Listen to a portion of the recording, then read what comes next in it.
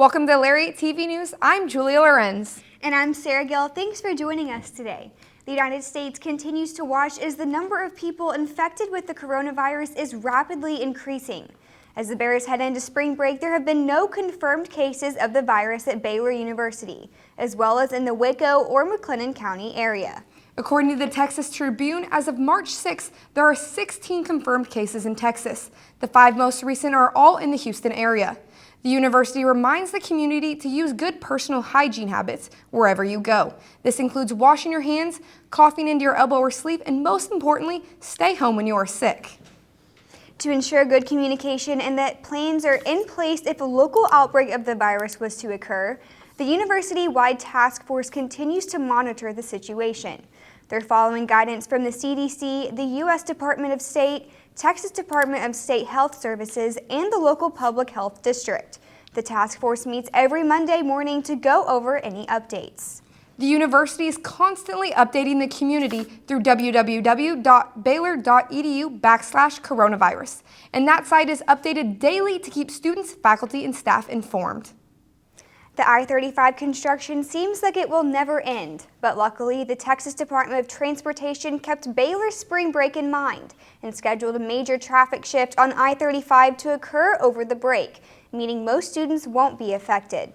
For those having a staycation in the city, TxDOT's Waco area engineer, Clayton Zacca, tells us the details. We've got a traffic shift to move the southbound main lanes of I-35 over to the existing northbound lanes from roughly Business 77 up to North Loop 340. No entrances or exits that are already open or closed will be changed with that traffic switch, so no impacts there. It'll take place Tuesday night into Wednesday morning, so hopefully by 7 a.m. Wednesday morning that shift is complete, and it stays that way for a good year. After Super Tuesday, Joe Biden and Bernie Sanders are the 2 remaining candidates fighting for the Democratic nominee position in the 2020 presidential election. Elizabeth Warren, Pete Buttigieg, and Michael Bloomberg have dropped out of the race, with both Buttigieg and Bloomberg choosing to endorse Biden. In Waco, elections brought high anticipation to local candidates and party members. Final Texas voting results were not 100% released until the early morning hours of Wednesday. LTVN's Sarah Gill and April Odo were at the Waco primary watch parties late Tuesday night. The McLennan County Democratic Party was in downtown Waco on Super Tuesday, eager to discover who will be on the ballot in November, including who will face President Donald Trump. We've really got a lot of openings for Democrats. With Donald Trump being such a dangerous president, I think we're going to have more Republicans and moderates and independents cross over. Late Tuesday night, Rick Kennedy had just over 50% of the vote and was trying to hold on to the majority to avoid a runoff against David Jaramillo. To be expected a little bit. Rick has about 3 years on me. I have about 5 months, and we have ran a very great campaign. He's hoping to get a second chance. I want to serve the Constitution of the people and not just party. Joe Biden and Bernie Sanders were neck and neck to capture Texas Electoral College votes. LTVN's April Odo was at the Republican Watch Party. The mood was optimistic as one of the Republican Party nominees for the representative position of the 17th district seat, Pete Sessions, held a watch party as the votes came in. Well, we have the strongest economy in the history of the country, and any college student that would not understand that would be it would be a clear validation that they are a trust fund kid for the rest of their life. We need to have jobs available for people, and young people need to concentrate their activities on what they did their education about and how important the job is for their future and for this country. Sessions, who was defeated in a prior congressional election by former Baylor football player Colin Allred, moved to Waco to try to win the seat of retiring Congressman Bill Flores. Sessions will be in a runoff May 26th against Renee Swan, who was endorsed by Flores to succeed him in Congress. We don't want to take anything for granted on the local level, but we want to go out and work hard and show people why elections should be about ideas, and that's the way we want them. So some of these races, even tonight, are being decided by less than 100 votes. So you really can make a difference as a group of college students if you want to focus on a race, focus on a candidate, and go vote and work for them. It can make a big difference. President Donald Trump and Senator John Cornyn won their primary races decisively. Christy DeClua and Thomas West will have a runoff May 26th to see who becomes the District 19 court judge. The Dean of Baylor's Louise Harrington School of Nursing, Dr. Shelley Conroy, is stepping down after 8 years leading that campus in Dallas. During Conroy's time at Baylor, the nursing school continually expanded, constituting the need for $18 million renovation of the school's academic building in 2018. Starting July 1st, Dr. Linda Plank will temporarily fill Dr. Shelley Conroy's position while the university searches nationwide for the next nursing school dean.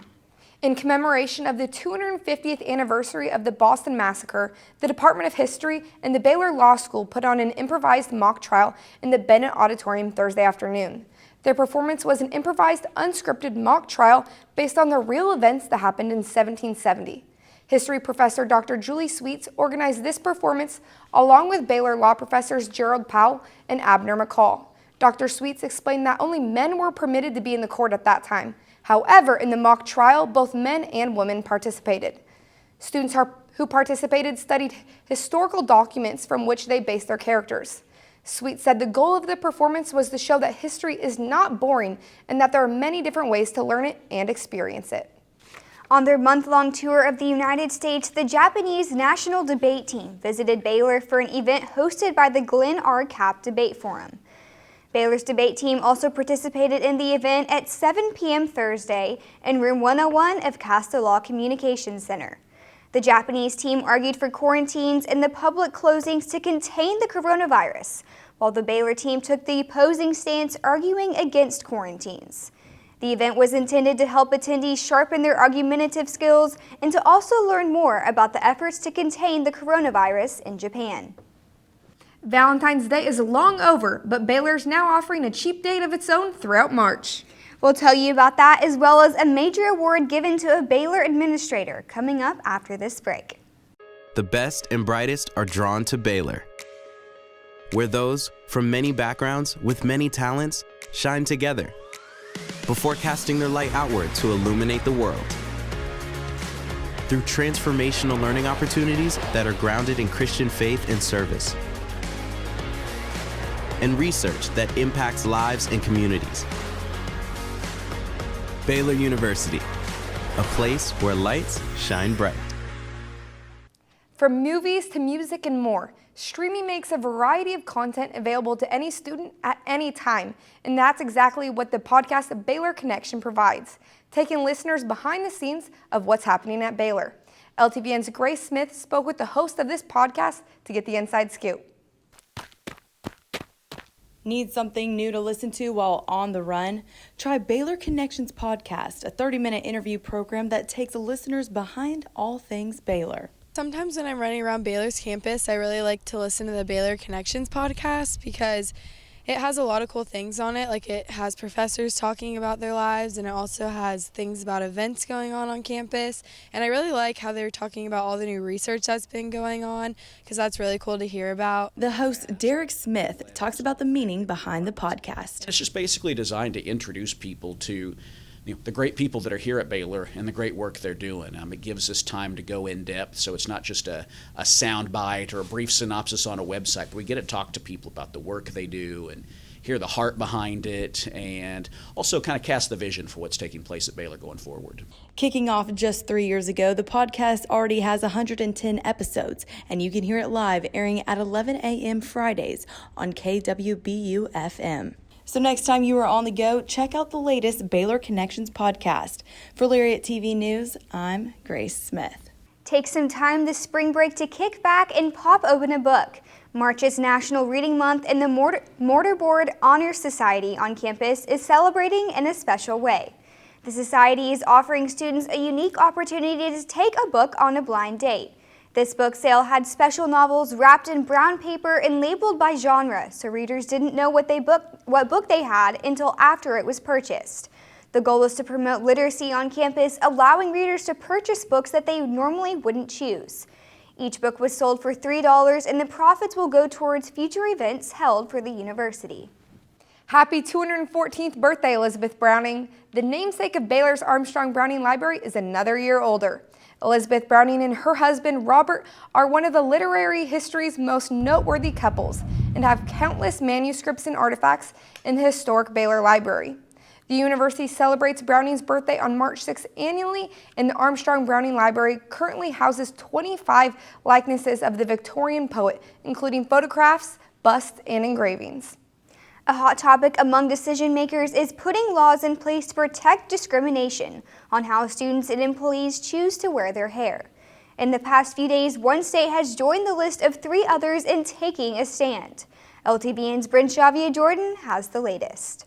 California became the first state to prohibit discrimination against blacks because of their hairstyles. 3 states have joined that list, and it's likely to grow. They care about people's identity. They care about something that means a lot to employers. And so the fact that they were able to pass a law to protect part of their identity is really cool. California Governor Gavin Newsom signed the Crown Act July 3, 2019. New York and New Jersey passed similar laws shortly after. In the last few days, Virginia became the 4th state to approve the same measure. You know, it's such a personal preference of how you want to wear your hair, and I think that's why it's so beautiful with black girls, being able to wear your hair braided, twisted, down, straight, you know, a lot of those styles, but they take a lot of work. The Crown Act protects against discrimination at school and in the workplace based on hairstyles such as braids, locks, and twists. I know it is a big thing to decide how to wear your hair to an interview or how to wear your hair to work because you're afraid of people judging you or commenting unnecessary comments on your hair that has nothing to do with your capabilities of working in a workplace. More than 20 states are considering passing similar legislation, and local students are hoping Texas becomes one of them. Small things like those laws are going to be the things that overturn the racism that has been institutionalized over the years. To sign the petition to energize other states to join the movement, you can visit thecrownact.com. For Lariat TV News, I'm Brinshavia Jordan. The trend of success for Baylor sports continued this weekend in Waco, as Spikeball club members boasted a successful performance and even brought home some hardware at their first major tournament of the semester. LTVN's Sam Beckmeyer caught up with the team. Teams from the Baylor Spikeball Club crushed the competition at the Waco Major Tournament on Saturday, taking podium spots at 2nd and 3rd in the Advanced Division. Teams from across the state of Texas competed at the Hart-Patterson Track and Field Complex in Waco to qualify for the Texas Gold Division.